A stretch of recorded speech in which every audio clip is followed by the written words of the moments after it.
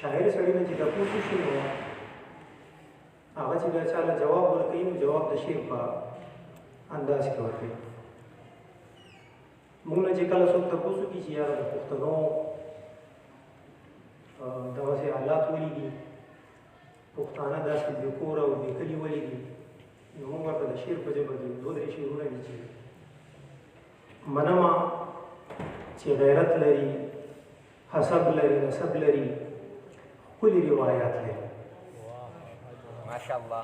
منمه چې غیرت لري، حسب لري، نسب لري، ښکلي روایات لري، وطن لري، ولس لري، مولا لري، حجره خپله جومات لري. بیا ولې لړزېدلي غمزبلي دي، بیا ولې لړزېدلي غمزبلي دي، بې کوره دي، بې کلي دي، تل به در په دره وي خپلو کې چې څوک اختلافات لري.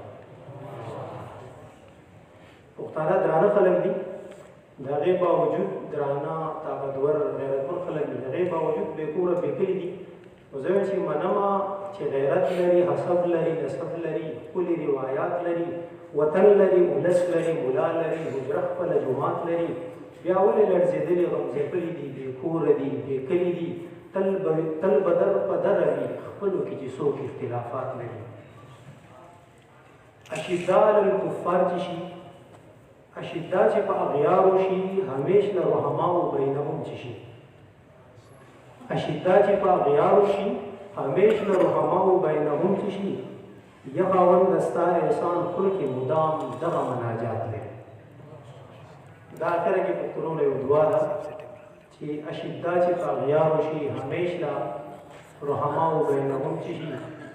یا خاوند ستا احسان خل کې مدام دغه مناجات لري. په تېره مشاعره کې یو نظم لیکلی و، مغیري وایي چې هغه نظم ووایي، نو د هغې د سر ټکی مولا وایي تاله گفتار دی مولا، مونږ له کردار دی مولا.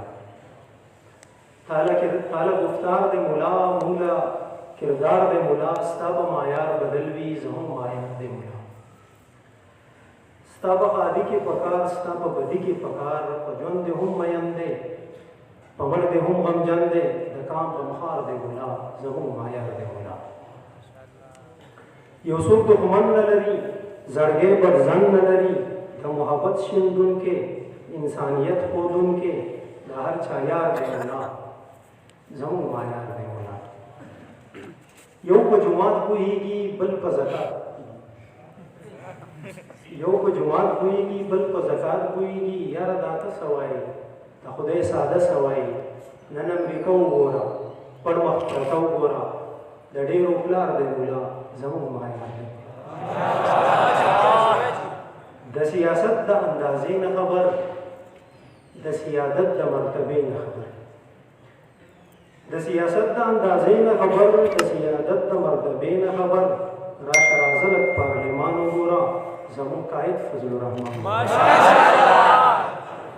راشه راځه لږ پارلمان وګوره، زموږ قائد فضل الرحمن وګوره. د وخت سالار دی مولا، زموږ معیار دی مولا. د ژوند په ابتدا کې هم مولا، د ژوند په انتها کې هم مولا. پرون په کربلا کې هم مولا و، نن ګوره پکتیا کې هم مولا. د ژوند په ابتدا کې هم مولا، د ژوند په انتها کې هم مولا. پرون په کربلا کې هم مولا و، نن ګوره پکتیا کې هم مولا. عجب فنکار دی مولا، زموږ معیار دی مولا. مدرس هم دی مولا، مبلغ هم دی مولا. دلته فقی مولا دی، دلته صوفي مولا دی. زما جانان دی مولا، په ما خو ګران دی مولا.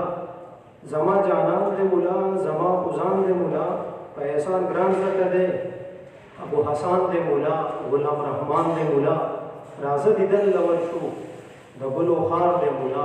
ډېر مزیدار دی مولا، دلته سرکار دی مولا، زموږ معیار دی مولا. او ملګري وایي چې ما مخکې د استادانو کوم چې د حدیثو کوم استادان دي، د هغو دپاره مې یو نظم لیکلی و چې په هغې کې یو بند دی، وایي چې خدای ستانه ورلوی عمرونه غواړو امامان دي په دنیا کې یو علمي عظمت لري لوی بادشاهان دي خدایا ستانه ورلوی عمرونه غواړو امامان دي په دنیا کې یو علمي عظمت لري لوی بادشاهان دي څومره پرک وایي ځلیږي لکه ستوري د اسمان دي ای ملګرو دا زمونږ د حدیثو استادان دي همدردی لري بېشانه هم د هر چا قدردان دی همدردی لري بېشانه هم د هر چا قدردان دی ډک له مینې محبته او شفقته یو جهان دی د علومو په میدان کې منل شوی پهلوان دی د سرګونو ګلابونو چنارونو ګلستان دی هر طالب ته دومره ګران دی چې په زړه کې پنهان دی دومره نرم رحمدله فرشته لکه انسان دی دا کیسې د بل چا نه دي د مفتي نجم الرحمن دي دا کیسې د بل چا نه دي د مفتي نجم الرحمن دي یا ملګرو دا زمونږ د حدیثو استادان دي